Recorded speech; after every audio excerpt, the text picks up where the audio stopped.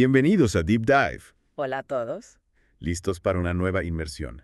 Hoy nos adentramos en el mundo del aprendizaje fuera de las aulas. Exacto, un tema fascinante. A veces no nos damos ni cuenta de cuánto aprendemos sin necesidad de un aula. Es verdad. Y para esta inmersión tenemos material que nos invita a repensar dónde y cómo aprendemos. Sí, exploraremos ideas de autores como Jaume Carbonell Sebarroja. Carbonell, en su libro Pedagogías del siglo XXI nos propone ver la ciudad como un aula gigante. Interesante. Describe, por ejemplo, un paseo por Sevilla que se convierte en una lección de historia y cultura. Desde la Alameda hasta el Guadalquivir, cada rincón nos enseña algo. La ciudad como un libro abierto. Me gusta esa idea. Totalmente. ¿Tú cómo ves la ciudad como espacio de aprendizaje? Pues llena de posibilidades. Museos, mercados, parques. Claro. Cada lugar ofrece experiencias sensoriales, contacto con la diversidad. Y nos invita a reflexionar, no solo sobre el entorno, sino sobre nosotros mismos. Sin duda. El libro también habla del poder educativo de los movimientos sociales. Cierto. Las ciudades educadoras, Ajá. el movimiento slow, Ajá. nos enseñan que el aprendizaje puede impulsar el cambio social. Totalmente. Carbonell describe la energía de las protestas, la transformación de la Alameda de Sevilla. Sí. Es inspirador cómo la gente se une para aprender y generar un cambio positivo. Lo que me fascina es cómo estos movimientos nos conectan con personas que comparten nuestras inquietudes. Claro. A veces el aprendizaje más potente surge al luchar por una causa común. ¿Has participado en algún movimiento que te haya marcado? Sí, he colaborado con organizaciones que promueven la educación ambiental. Interesante. Aprendí la importancia de la acción colectiva para un impacto positivo. Qué importante. El libro también explora universidades alternativas. Sí, en las universidades populares, plataformas online como los AMOOCES, Claro, cada modelo tiene sus pros y sus contras. es verdad. Los MOOCs, por ejemplo, ofrecen acceso masivo a la educación, pero a veces falta la interacción personal. Tienes razón. Yo he tomado cursos online y a veces echo de menos la dinámica de un aula tradicional. Yo también. Pero la variedad de temas y enfoques que encuentras en línea es increíble. Sí, sin duda. Bueno, dejando las universidades alternativas, pasemos a las pedagogías críticas y su papel en la transformación social. Un tema central del libro. Se basa en pensadores como Paulo Freire y Michael Apple, Ajá. para destacar cómo la educación puede cuestionar las estructuras de poder y luchar por la justicia social. Exacto. Hay una frase que me impactó. La pedagogía revolucionaria crítica. Poderosa, ¿verdad? Totalmente. Nos invita a reflexionar sobre el papel de la educación en un mundo más justo. Lo interesante de la pedagogía crítica es que nos desafía a no dar nada por sentado, Cierto. a analizar las relaciones de poder, a cuestionarnos quién se beneficia de este sistema. ¿A quién se excluye? ¿Cómo podemos usar la educación para transformar la realidad? Preguntas fundamentales. Sin duda. ¿Cómo ves tú el papel del pensamiento crítico en el mundo actual, tan complejo y saturado de información? Más necesario que nunca. ¿Por qué? Nos ayuda a discernir entre lo verdadero y lo falso, a cuestionar las manipulaciones, a tomar decisiones informadas. A ser ciudadanos responsables. Exacto, capaces de analizar la realidad y construir un futuro más justo. Totalmente de acuerdo. Y en este contexto de cuestionamiento, el libro nos presenta las escuelas libres o no directivas. Como Summerhill, donde la libertad del estudiante y la autodirección son claves. Un modelo que me genera curiosidad. Sí. Si no hay exámenes, ni calificaciones, ni un currículo fijo, ¿cómo se garantiza el aprendizaje? Las escuelas libres confían en la motivación intrínseca del estudiante, Ya veo. en su capacidad para descubrir sus intereses y perseguirlos con pasión. La evaluación se centra en el proceso individual, en su desarrollo personal. Entiendo. ¿Y el maestro? ¿Cuál es su papel si no es un transmisor de conocimientos? Se convierte en un acompañante, un guía. Crea un ambiente estimulante donde los estudiantes puedan explorar libremente, Suena a un gran desafío para el maestro. El libro también nos habla de la pedagogía sistémica. que ve la escuela como un sistema complejo, ¿no? Sí, donde cada elemento influye en el funcionamiento del conjunto. Exacto. El libro destaca la importancia de comprender las dinámicas familiares, las relaciones entre profesores. La influencia del entorno social. Todo eso impacta en el aprendizaje. Para entender las dificultades de un estudiante hay que mirar el sistema en el que está inmerso. Su familia, sus amigos, el barrio. Todo está conectado. Un cambio en un elemento afecta al conjunto. ¿Y cómo se aplica este enfoque en la práctica? El libro describe varias experiencias. Por ejemplo, la escuela El Martinet en Barcelona. ¿Qué hacen allí? prestan mucha atención a la relación entre la escuela y las familias, Ya, fomentan la comunicación, la confianza y la colaboración. interesante. Trabajan en red con el barrio para crear un entorno educativo más amplio. Me parece muy valioso ese vínculo entre la escuela y la familia. Sin duda. Y hablando de diversidad y necesidades individuales, el libro nos presenta las pedagogías de las diversas inteligencias. Ah, las inteligencias múltiples. He oído hablar de ellas, pero no estoy seguro de entenderlo bien. Desarrollado por Howard Gardner, cuestiona la idea de una inteligencia única. Ajá. Propone que existen al menos 8 tipos de inteligencias. Cada una con sus características. Exacto, no todos aprendemos igual ni tenemos las mismas habilidades. Claro. Lo importante es reconocer que cada persona tiene un perfil único. Y la educación debería adaptarse a esa diversidad. Justamente, si solo valoramos un tipo de inteligencia, excluimos a muchos estudiantes con otros talentos. Es verdad. Las pedagogías de las diversas inteligencias buscan experiencias de aprendizaje que se adapten a las fortalezas de cada estudiante. ¿Y cómo se hace eso en la práctica? Hay ejemplos interesantes. ¿Cómo cuáles? El proyecto Filosofía para Niños, por ejemplo. En serio. Usa el diálogo y la reflexión para desarrollar el pensamiento crítico y la inteligencia interpersonal. Qué bueno. Introducir la filosofía desde pequeños les ayuda a cuestionar el mundo. Sin duda.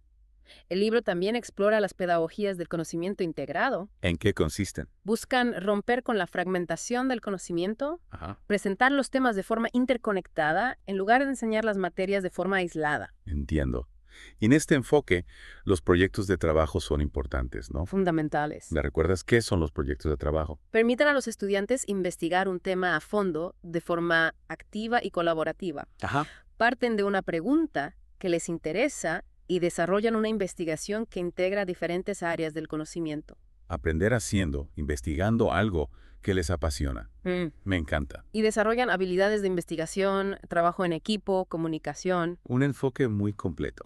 El libro también habla de las pedagogías de la comprensión. que buscan un aprendizaje profundo más allá de la memorización. Claro, no se trata solo de acumular información, Exacto. sino de integrarla, de darle sentido. Para eso, proponen estrategias como el aprendizaje cooperativo, mapas conceptuales, resolución de problemas. Un montón de herramientas para enriquecer el aprendizaje.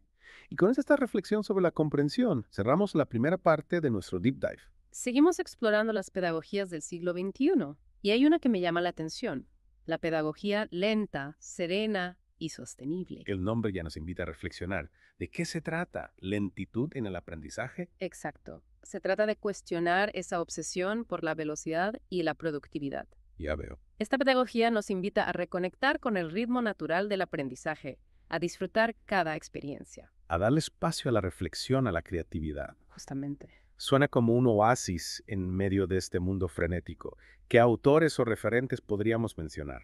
El libro menciona a Carl Honoré, autor de Elogio de la lentitud. Así, Nos invita a bajar el ritmo, a redescubrir las cosas sencillas. claro.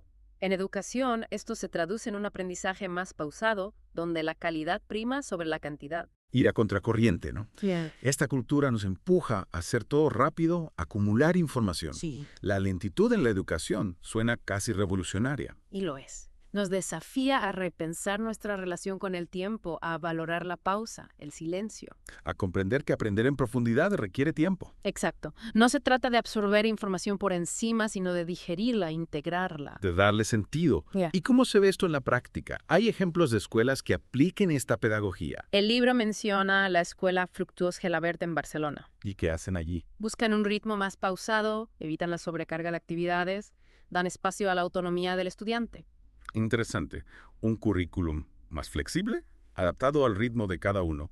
Y hablando de flexibilidad, el libro también explora las pedagogías libres no directivas. Que rompen con la estructura tradicional de la escuela. Como Summerhill, ¿no? Sí, ponen el acento en la libertad del estudiante para elegir qué, cómo y cuándo aprender. Me genera curiosidad, pero también dudas.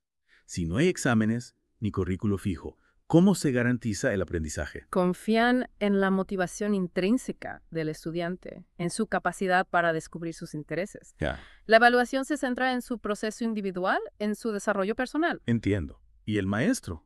¿Cuál es su rol? Deja de ser un transmisor de conocimientos para convertirse en un acompañante, un guía. Ajá. Crea un ambiente estimulante para que los estudiantes exploren libremente. Un cambio de paradigma. El libro también nos introduce a la pedagogía sistémica. Que se inspira en la teoría de sistemas. Exacto, ver la escuela como un sistema complejo, donde todo está interconectado. Así es. El libro habla de comprender las dinámicas familiares, las relaciones entre profesores. El entorno social, Para entender a un estudiante hay que observar el sistema en el que está inmerso. su familia, sus amigos. Exacto. Un cambio en un elemento afecta a todo el sistema. Y en la práctica, ¿cómo funciona? El libro describe la escuela El Martinet en Barcelona. ¿Qué hacen ellos? Se enfocan en la relación entre la escuela y las familias. Ya veo. Fomentan la comunicación, la confianza. Bueno. Trabajan en red con el barrio para crear un entorno educativo más amplio. Muy interesante. Esa conexión entre escuela y familia es clave. Totalmente. Mm. Y hablando de diversidad y necesidades individuales, llegamos a las pedagogías de las diversas inteligencias. Ah, las inteligencias múltiples. Mm. He oído hablar mucho, pero no estoy seguro de entenderlo bien. Cuestiona la idea de una inteligencia única y medible. Ajá. Howard Gardner propone que existen al menos 8 tipos de inteligencias. Cada una con sus propias características, ¿no? Exacto. No todos aprendemos igual. Claro. Lo importante es reconocer que cada persona tiene un perfil único de inteligencias. Y adaptar la educación a esa diversidad. Justamente. Si solo valoramos un tipo de inteligencia, estamos excluyendo a muchos. Es cierto. Las pedagogías de las diversas inteligencias buscan experiencias de aprendizaje que se adapten a las fortalezas de cada estudiante. ¿Cómo se ve eso en la práctica? Hay ejemplos muy interesantes.